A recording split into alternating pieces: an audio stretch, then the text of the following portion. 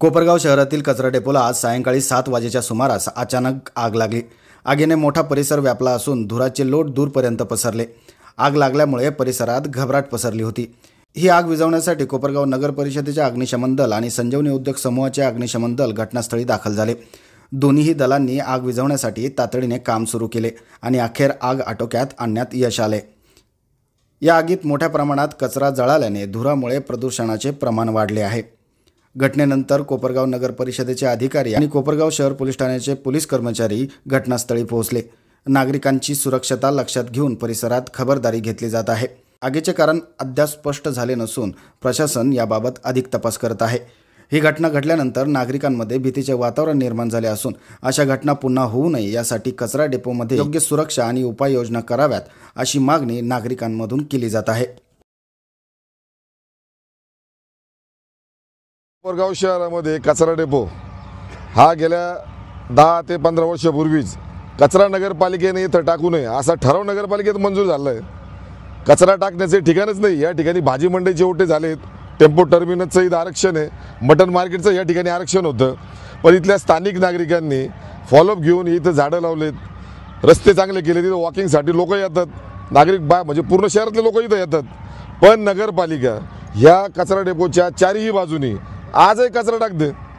कित्येक वेळा आम्ही आरोग्य विभागाच्या कर्मचाऱ्यांना सांगितलं, बाबा तुम्ही या ठिकाणी टाकू नका, पण कर्मचाऱ्यांचं म्हणणं असतं आमच्या गाडीला पूर्ण डिझेल नसतं, त्यामुळे आम्ही मनात जाऊ शकत नाही, म्हणून ते इथंच कचरा उभरून देतात आणि घाईने परत दुसऱ्या ठिकाणी जातात। कचऱ्यासोबत टायर असतात, प्लास्टिक असतं, अनेक प्रकारचे वेगवेगळे मटेरियल त्या ठिकाणी ते उचलून आणतात आणि या ठिकाणी टाकतात। आता घर जर बघायला गेलं, ही आग लागलेली, इथं आग लागणं काय आम्हाला नवीन नाही इथं स्थानिक रहिवाशांना, पण आजची आग एवढी प्रचंड प्रमाणात मोठी होती, अक्षरशः शहराच्या बाहेरून सुद्धा धुराचे मोठे मोठे लोट, अक्षरशः काळा धूर, पूर्ण आकाश पूर्ण काळ झालेलं होतं। कोपरगाव शहराच्या अंधार पडलेला होता। आता ही आग लावलेली आहे का ही आग आपोआप उन्हाळ्यामुळे लागली हे खरं कोड्यातच आहे।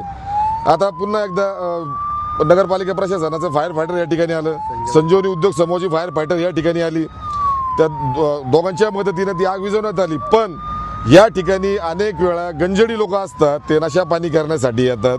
पोलीस प्रशासनाला अनेक वेळा मी तक्रारी केल्यात, या गंजडी लोकांना तुम्ही यांच्यावर ताबा आणा करतात, पण रोज नवीन नवीन लोक येतात, तिथं गांजा पितात, तिथं अनेक प्रकारचे वेगळे वेगळे उद्योग चालतात, अनैतिक संबंध चालतात। आमच्या स्थानिक रहिवाशांनी किती दिवस सहन करायचं?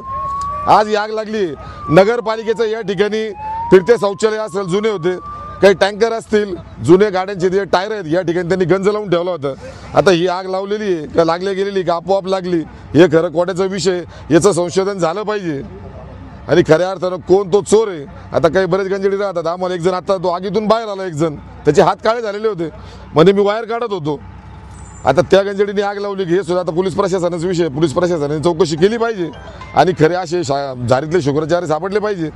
आता आज ही आग लागली, उद्या जर आज लहान लहान मुलं आमचे खेळायला येतात, वृद्ध लोक या ठिकाणी संध्याकाळी फिरायला येतात, जर अनुचित प्रकार घडला त्याला जबाबदार कोण राहणार आहे?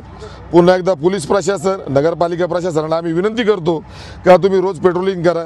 नगरपालिकेने ना फक्त फेरफटका मारू नका। आता नगरपालिका प्रशासन लोक आलेत, फक्त फायर फायटर घेऊन आता विझून जातील, पण उद्यापासून पुन्हा कचरा चालू होईल, पुन्हा गाड्या भरून येतील, पुन्हा नागरिक तक्रारी करतील, पुन्हा आमचे जगताप साहेब हसमुख हसतील आणि आमच्या तोंडाला पानं पुसतील आणि साहेब सगळ्यात महत्त्वाचं टक्केवारी लांब ठेवा। हे लोक टक्क्याने मरतील जास्त, इथं आमचे रोजचा टक्का वाढेल, तुमची टक्केवारी राहिली लांब, पैसे नंतर कमवा, पण कमीत कमी आमच्या नागरिकांसाठी सुखसुविधा म्हणून इथला कचरा सगळा हलवा, कचरा इथं पडला नाही पाहिजे। असे जे नगरपालिकेचं जुनं मटेरियल आहे ते सुद्धा हलवा, मनेट टाका सगळं ते। आज ह्या जर वस्तू या ठिकाणी नसते तर आगच लागली नसती। आज बघा हजारोच्या संख्येने इथं तरुण आलेत, उद्या जर तिथं काही त्या जुन्या टाक्यांमध्ये पेट्रोल डिझेल असतं, त्याचा स्फोट झाला असता तर याची जबाबदारी घेणार कोण?